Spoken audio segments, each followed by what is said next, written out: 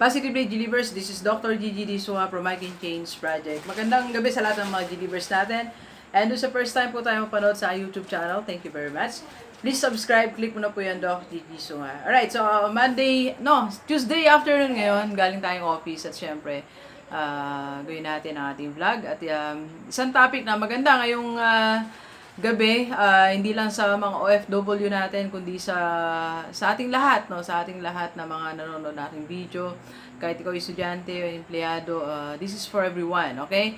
So ang tanong ay, pag ba nagtipid ka, yayaman ka? Yan, 'di ba? Lagi natin narinig yan, yung magtipid ka, 'di ba? Paano kang yayaman? Di ka matipid, 'di ba? So yung bang pagtitipid, yan ba ang susi ng pagyaman? Ito po ang ating sagot, a big no. Alright? So, hindi tayo yayaman kung nagtitipid ka lang. Okay? Kailanman, ang pagtitipid ay hindi nakakayaman. Okay?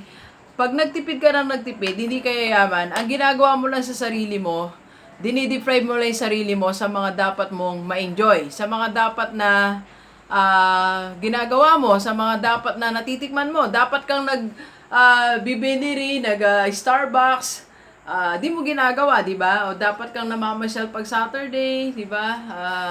Pa-mall-mall once a month.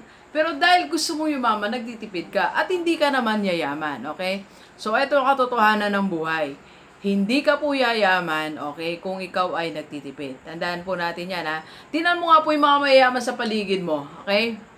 Alright? So, wag na akong bumanggit ng mga mayayaman talaga. Yung mga, sila, Henry C., Go Kongwei, di ba? O sa Bill Gates, Zuckerberg, Steve Jobs. So, hindi naman nagpagtipid yung mga yan para yumaman eh, di ba?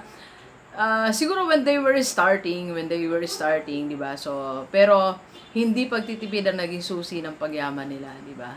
Ang susi ng pagyaman nila, kailanman din yung pagtitipid. Sila po ay gumawa ng ibang bagay, okay? Nagnegosyo sila, nag-leverage sila, they created products, they created services, something like that. So, yung mga mayaman kilala natin, hindi sila nagtipid. So, delivers, okay, para sa ating lahat. Walang masama kung nagtitipid ka, kasi nagbabudget ka, di ba? Pero wag mo asahan na yayaman ka kung yan lang gagawin mo. Dapat may mga gagawin ka pang iba't ibang steps, okay?